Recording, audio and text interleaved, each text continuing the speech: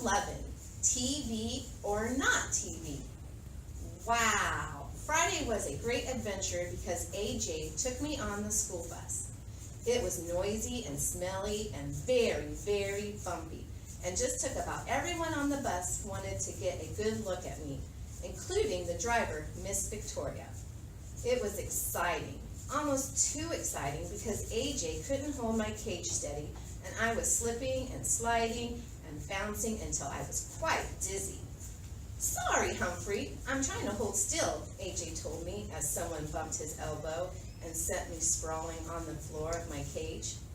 It's all right, I squeaked weakly. The bus let us off close to AJ's house. It was a 2-story old house with a big porch. As soon as I entered, I got a warm welcome from AJ's mom, his younger brother Ty, and his little sister Deely, and his baby brother Bo. Anthony James, introduce us to your little friend, his mom said, greeting us. Anthony James? Everybody at school called AJ by his initials or just AJ. This is Humphrey, he answered. Hello, Humphrey, said Mrs. Thomas. How was your day, Anthony? Lousy. Garth kept shooting rubber bands at me. He won't leave me alone. But you two used to be friends, his mother said. Used to be, said AJ, until he turned into a jerk. Mom patted her son on the shoulder. Well, you've got the whole weekend to get over it. Now take Humphrey into the den and get him settled. Mrs. Brisbane called him Lower Your Voice, AJ, because AJ always talked extra loud in class. I soon noticed that everybody at AJ's house talked extra loud. They had to, because in the background the TV was always blaring. Now every house I've been in so far had a TV. Even Miss Mac had a TV, and I enjoyed some of the shows I'd seen with her. There's one channel that has nothing but the most frightening shows about wild animals attacking one another. I mean wild, like tigers and bears and hippopotamuses. Gee, I hope that's not on our vocabulary test in the near future.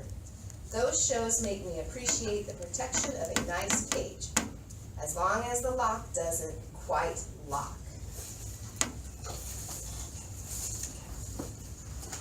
There's another channel that only has people in funny-looking clothes dancing and singing in very strange places. It makes me glad that I have a fur coat and I don't have to figure out what to wear every day. Mostly, I like the cartoon shows. Sometimes they have mice and rabbits and other interesting rodents, although I've never seen a hamster show yet. Anyway, the difference at the Thomas's house is that the television is on all the time. There's a TV on a table across from the big comfy couch and a big comfy chair, and someone's almost always sitting there watching. I know because they put my cage down on the floor next to the couch. I had a very good view of the TV. I couldn't always hear the TV though, because AJ's mother had a radio in the kitchen, which was blaring most of the time while she cooked, or did crossword puzzles, or talked on the phone. No matter what she did, the radio was always on. When AJ's dad came home from work, he plopped down on the couch and watched TV while he played with the baby. Then AJ and Ty plugged in some video games and played while Dad watched. Deely listened to the radio with her mom and danced around the kitchen. When it was time for dinner, the whole family took plates and sat in the den so they could watch TV while they ate. Then they watched TV some more. They made popcorn and kept watching. Finally, the kids went to bed. The baby first, then Deely, and later Ty and AJ. After they were all in their rooms, Mr. and Mrs. Thomas kept watching TV and ate some ice cream. Later, Mrs. Thomas yawned loudly. "Oh, I've had it, Charlie. I'm going to bed, and I suggest you do too," she said. But Mr. Thomas just kept watching, or at least he kept on sitting there until he fell asleep on the couch. I ended up watching the rest of the wrestling match without him. Unfortunately, The wrestler I was rooting for, Thor the Galore, lost. Finally, Mr. Thomas woke up, yawned, flicked off the TV, and went upstairs to bed. Peace at last. But the quiet only lasted about 10 minutes. Soon, Mom brought Bo downstairs and gave him a bottle while she watched TV. When Bo finally fell asleep, Mrs. Thomas yawned and flicked off the TV, blessed relief. 5 minutes later, Mr. Thomas returned. Sorry, hamster, can't sleep. He mumbled to me as he flicked on the remote. He watched and watched and then dozed off again. But the TV stayed on, leaving me no choice but to watch a string of commercials for car waxes, weight-reducing programs, exercise machines, and red-hot harmonica classics. The combination of being nocturnal and being bombarded with sight and sound kept me wide awake. At the crack of dawn, Dealey tiptoed into the room, dragging her doll by its hair, and switched to a cartoon show about princesses. She watched another show about cats and dogs. Scary. Then Mr. Thomas woke up and wanted to check some sports scores. Mrs. Thomas handed him the baby and his bottle, and soon the older boys switched over to video games and their parents watched them play. It was loud, loud, loud. But the Thomases didn't seem to notice. What do you want for breakfast? Mom shouted. What? Dad shouted louder. What do you want for breakfast? Mom yelled. Toaster waffles, Dad yelled louder. I can hear the TV, Ty hollered, turning up the volume. Do you want juice? Mom screamed. I can't hear you, Dad responded.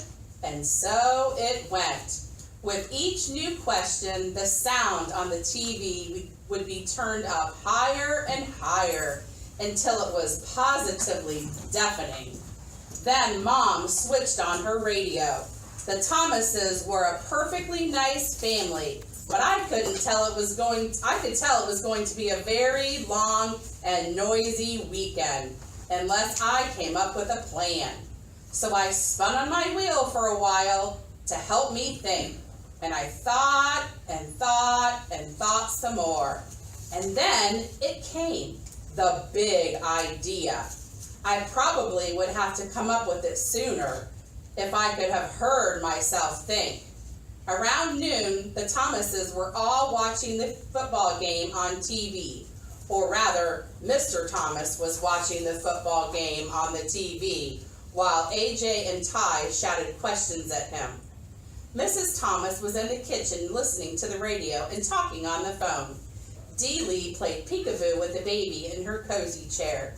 No one was watching me, so I carefully opened the lock that doesn't lock on my cage and made a quick exit.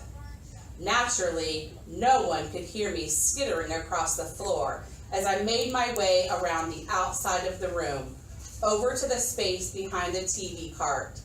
Then, with great effort, I managed to pull out the plug, one of the most difficult feats of my life. The TV was silent, beautifully, blissfully, silently silent. So silent, I was afraid to move. I waited behind the cabinet, frozen. The Thomases stared at the TV screen as the picture slowly went dark. Ty, did you hit that remote? Mr. Thomas asked. Nah, it's under the table. Anthony, go turn that thing on again, Mr. Thomas said. AJ jumped up and hit the power button on the TV. Nothing happened. It's broken, he exclaimed. Mrs. Thomas rushed in front of the kitchen. What happened? Mr. Thomas explained that the TV had gone off and they discussed how old it was, 5 years. Whether it had a guarantee, no one knew. And if Mr. Thomas could fix it, he couldn't. Everything was fine, and it went off, just like that. Guess we better take it to get it fixed, Mr. Thomas said. How long will it take? Dealey asked in a whiny voice. I don't know, her dad replied. How much will it cost? Mrs. Thomas asked. Oh, yeah, her husband said. I forgot. We're a little short on funds right now. The baby began to cry. I thought the rest of the family might start crying too. Well, I get paid next Friday, Dad said. AJ jumped up and waved his hands. That's a whole week away. I'm going to Grandma's house. Her TV works, said Ty. Me too, Dealey chimed in. Grandma's got her bridge club over there tonight, Mom said. I know, Dad said. Let's go to a movie. Do you know how much it costs to go to a movie? Mom asked. Besides, we can't take the baby.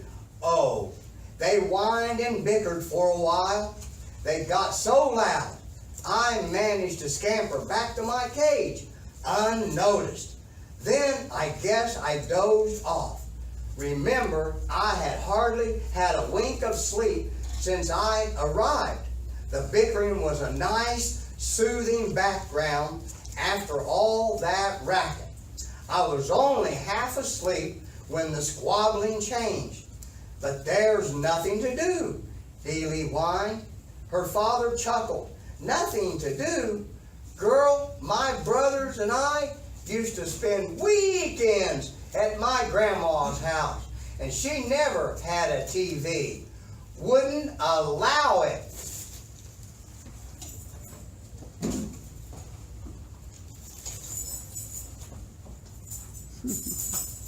What did you do? AJ asked. Oh, we were busy every minute, he recalled. We played cards and board games and word games, and we dug in our garden and played tag. He chuckled again. A lot of the times we just sat on the porch and talked. My grandma, she could talk. What'd you talk about? Ty wondered. Oh, she'd tell us stories about her growing up, about ghosts and funny things, like the time her uncle was walking in his sleep and went to church in his pajamas. Mrs. Thomas gasped, oh, go on now, Charlie. I'm just telling you what she told us. He woke up in the middle of the service, looked down, and there he was in his blue and white striped pajamas. I let out a squeak of surprise, and the kids all giggled. Then Mrs. Thomas told a story about a girl in her class who came to school in her slippers by accident one day. Yes, the fuzzy kind, she explained with a big smile.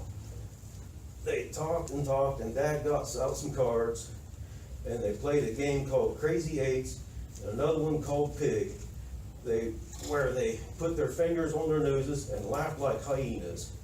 When Bo fussed, they took turns jiggling him on their knees. After a while, Mrs. Thomas gasped, goodness sakes, it's an hour past your bedtimes. The children all groaned and asked if they could play cards tomorrow, and in a few minutes, all the Thomases had gone to bed. It was quiet, quiet, quiet for the first time since I'd arrived. Tip 11, be careful.